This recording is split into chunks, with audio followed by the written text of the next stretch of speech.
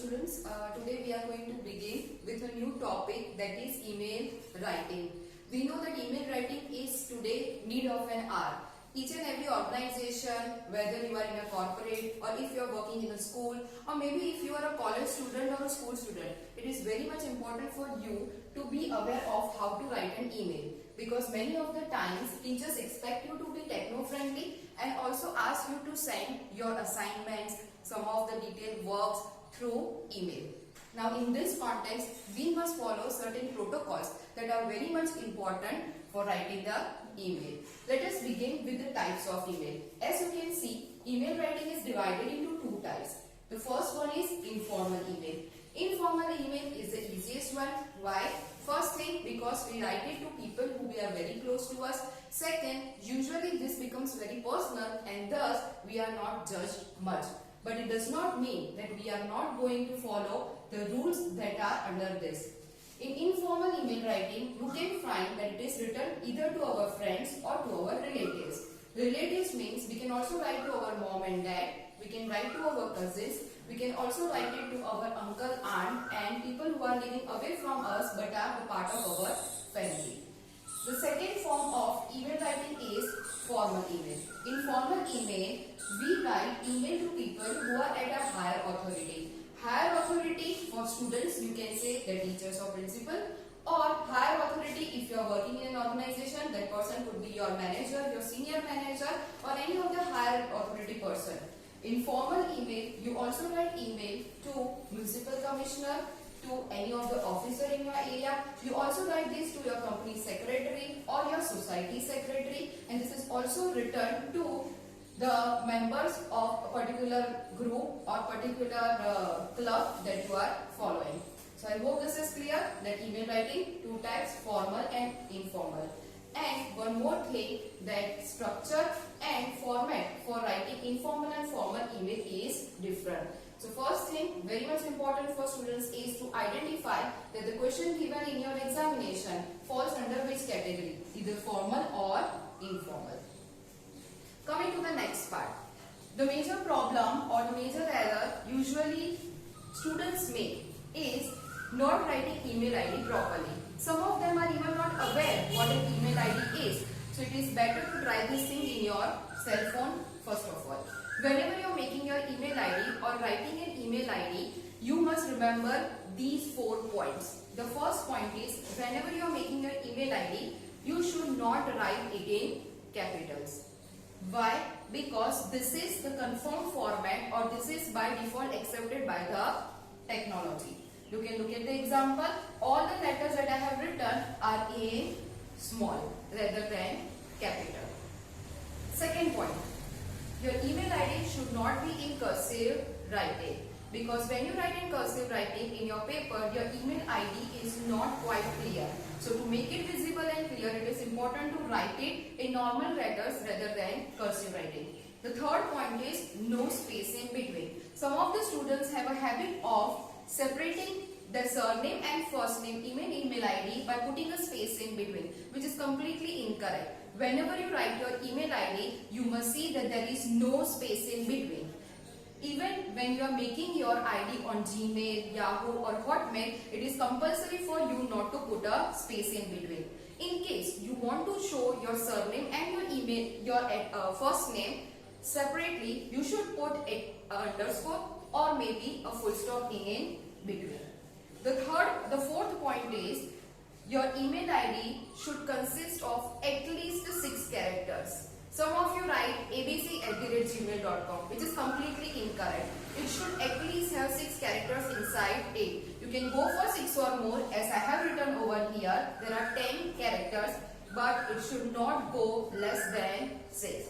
Look at the example, parthpatel@gmail.com. Here you can see that there are no capital letters used, there is no cursive writing, there is no space, and also there are more than 6 characters. I hope this part is clear to you.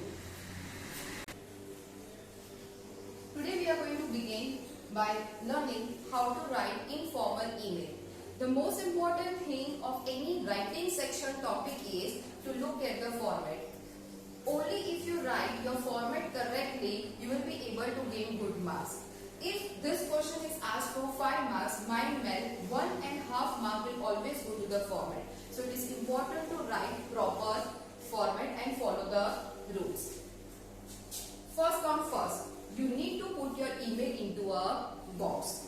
If you forget to draw a box and if you think that right now I am going to write my answer and later on I will draw my box, never ever do that mistake, because in case it might happen that you are not getting proper time at the end, or it might happen that you forget to put a box, this is going to take a huge amount of your marks. So it is better always to keep in mind that you have to draw the box, even the in between lines which are visible over here in this email.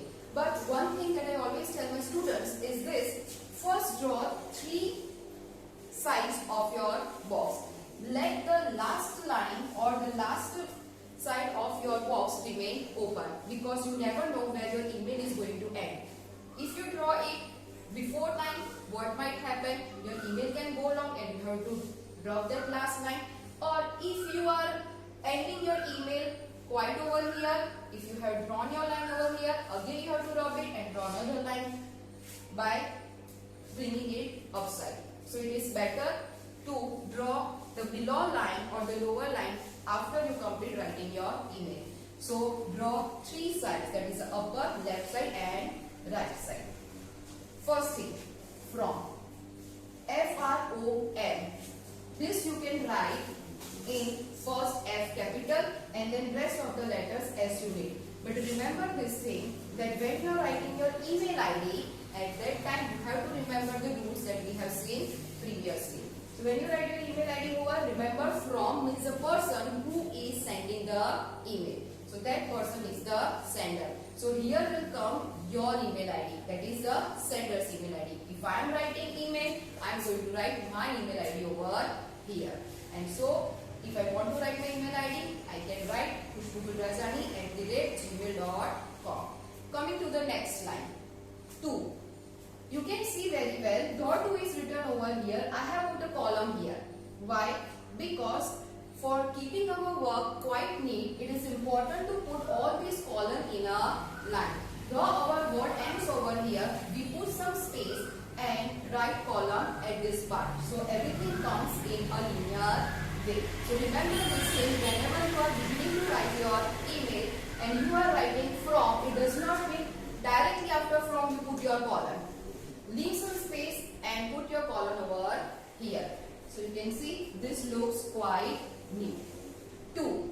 2 means the email ID of the receiver. Write the email ID of the person to whom you are writing an email. Now the question arises, madam, if it happens that in exam email ID of the sender or receiver is not given, what we are supposed to do?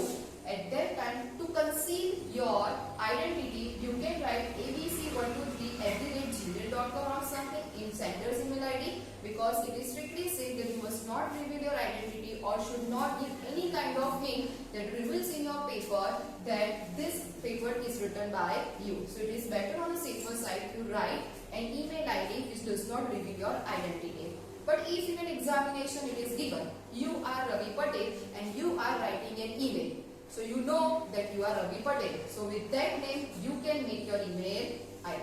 Okay. Email ID of the receiver. Properly see to whom the email is being written.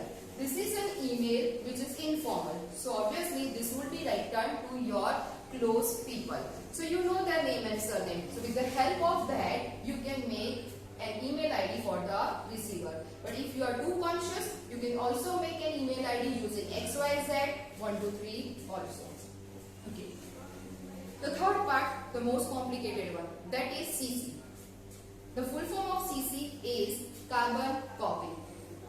Always there is a confusion whether to write CC part in an email or not. I would suggest that a student must write a CC part in an email. The reason is this, that the examiner will be aware of this thing, that the student is aware of this CC thing in an email. CC, as I said, carbon copy. This carbon copy is usually used for sending an email to some other person rather than the receiver, just for the sake of information. For example, if I am a teacher and I want to send email to my 5 students. Now to these 5 students I am asking them to write or complete their assignment. Now in this assignment, they have to write an article. But I also want to show my principal that I have assigned a task to my students. So what I am going to do? In the name of the receiver, I am going to write the email ID of my students. And in CC, I am going to mention the email ID of the principal. It is not the principal who has to write the assignment. Assignment has to be written by the students. And those whose name or email ID is given in 2, they are the one who have to follow all the instructions that are given below. The person in the CC is the higher authority person or someone else who just has a look that yes, the work has been assigned or some information has been given.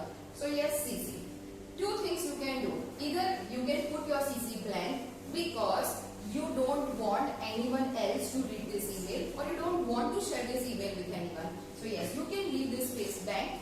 Another thing you can do, you can copy the email ID of receiver again in the place of CC. These are the two options. You can follow any one of them.